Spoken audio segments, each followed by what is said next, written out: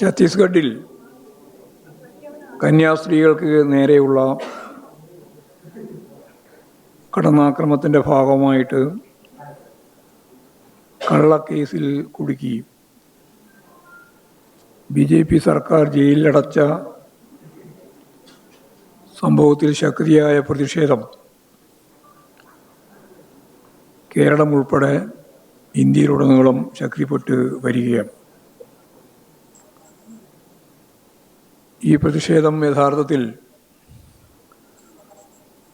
മതനിരപേക്ഷതയ്ക്കു വേണ്ടിയും ഭരണഘടനാപരമായ ഇന്ത്യൻ ജനതയുടെ അവകാശം സംരക്ഷിക്കുന്നതിനു വേണ്ടിയുള്ള വളരെ ശ്രദ്ധേയമായ ഒരു ഇടപെടൽ കൂടിയാണ്. ഇതിൻ്റെ ഭാഗമായി ഇത്തരത്തിലുള്ള തെറ്റായ നിലപാടുകളെ തുറന്നു കാണിക്കുന്നതിന് ആഗസ്റ്റ് 3, 4 തീയതികളിലായി കേരളത്തിലെ എല്ലാ മണ്ഡലങ്ങളിലും 140 മണ്ഡലങ്ങളിലും LDFിൻ്റെ ആഭിമുഖ്യത്തിൽ പ്രതിഷേധ സംഗമം സംഘടിപ്പിക്കുന്നതിന് വേണ്ടി ഇപ്പോഴവർ തീരുമാനിച്ചിട്ടുണ്ട്. 3, 4 ഇതേതെങ്കിലും ഒരു വ്യക്തിയുടെ മാത്രം പ്രശ്നമായിട്ടല്ല പാർട്ടി കാണുന്നത്. രാജ്യത്ത് ഭരണഘടന വിഭാവനം ചെയ്യുന്ന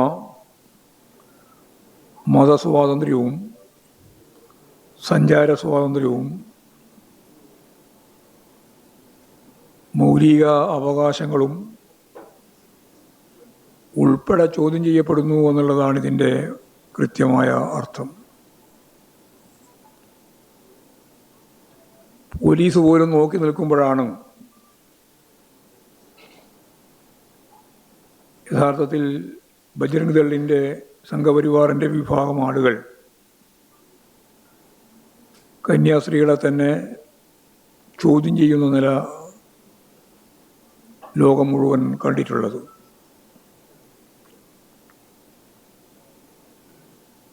യഥാർത്ഥത്തിൽ സംഘപരിവാറിൻ്റെ രാഷ്ട്രീയ അജണ്ടയാണ് അവരിതിലൂടെ നടപ്പിലാക്കാൻ ശ്രമിക്കുന്നത്.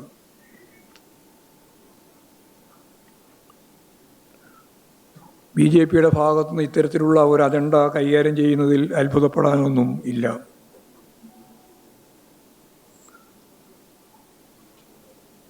ഇന്ത്യയിലെ ആഭ്യന്തര ശത്രുക്കൾ മുസ്ലിങ്ങളും ക്രിസ്ത്യാനികളും കമ്മ്യൂണിസ്റ്റുകാരുമാണ് എന്ന്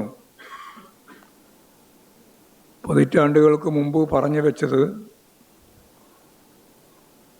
സംഘപരിവാറിൻ്റെ RSSൻ്റെ സർസംഘ് ചാലക് ഗോൾവാൾക്കർ തന്നെയാണ്.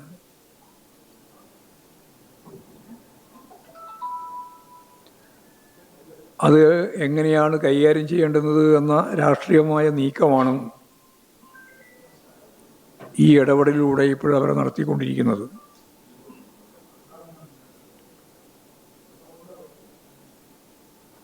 പെൺകുട്ടികളെ ജോലിക്കായിട്ട് കൊണ്ടുപോകുമ്പോഴാണ് മനുഷ്യക്കടത്ത് എന്ന അതിഗൗരവമുള്ള വിഷയം മതപരിവർത്തനത്തിൻ്റെ ഭാഗമായി എന്ന് പ്രഖ്യാപിച്ചുകൊണ്ട് ബജ്രംഗ് ദൾ യഥാർത്ഥത്തിൽ ഇവർക്ക് നേരെ തിരിഞ്ഞിട്ടുള്ളത്. ഈ മനുഷ്യക്കടത്താണ് എങ്കിൽ ഇപ്പോഴും രാജ്യദ്രോഹ കുറ്റത്തിൻ്റെ ഭാഗമാക്കി മാറ്റുകയും ചെയ്തിരിക്കുകയാണ്.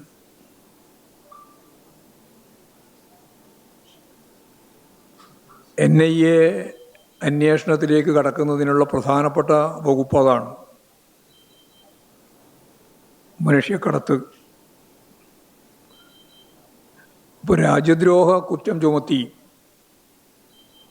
കന്യാസ്ത്രീകളെ തന്നെ ജയിലിലടക്കുന്നതിന് വേണ്ടിയുള്ള ശ്രമം ഒറ്റപ്പെട്ട ഒന്നല്ല. ഇന്ത്യയുടെ വിവിധ മേഖലകളിൽ നടന്നുകൊണ്ടിരിക്കുന്ന സംഘപരിവാർ അജണ്ടയുടെ ഭാഗം കൂടിയാണ്.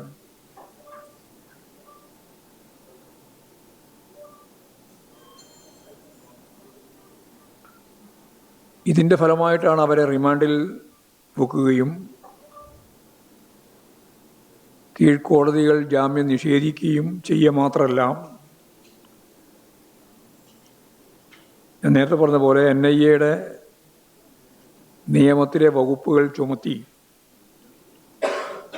കന്യാസ്ത്രീകളെ വർഷങ്ങളോളം ജയിലിലടക്കുക എന്ന നീക്കമാണ് ഇപ്പോഴും നടക്കുന്നത്.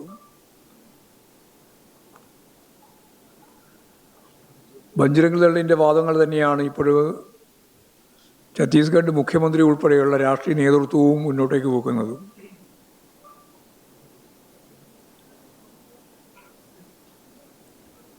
മണിപ്പൂരിൽ ക്രിസ്ത്യൻ ദേവാലയങ്ങൾക്ക് നേരെ നിരവധി ആക്രമണങ്ങൾ ഉണ്ടായത് നമ്മൾ ഇതിനു മുമ്പ് പരാമർശിച്ചിട്ടുള്ളതാണ്. മഹാരാഷ്ട്ര, ആസാം തുടങ്ങിയ മേഖലയിലും കർണാടകത്തിലുമെല്ലാം സമാനമായ രീതിയിലുള്ള അക്രമങ്ങളാണ് അരങ്ങേറുന്നത്. മഹാരാഷ്ട്രയിലെ സാംഗ്ലിയിലെ BJP MLA ഗോവിന്ദ് പഡ്ഹൽക്കർ ക്രിസ്ത്യൻ വൈദികർക്ക് നേരെ പരസ്യമായ കൊലവിളി നടത്തുകയുണ്ടായി. ഒരു പുരോഹിതനെ കയ്യേറ്റം ചെയ്താൽ 3 ലക്ഷം രൂപയും കാലോ കയ്യോ തല്ലി ഒടിച്ചാൽ 5 ലക്ഷം രൂപയും കൊലപ്പെടുത്തിയാൽ 11 ലക്ഷം രൂപയും ഇനാം നൽകുമെന്നും MLA പരസ്യമായിട്ട് പ്രഖ്യാപനം നടത്തിയ കാര്യം നമ്മളെല്ലാം കണ്ടു.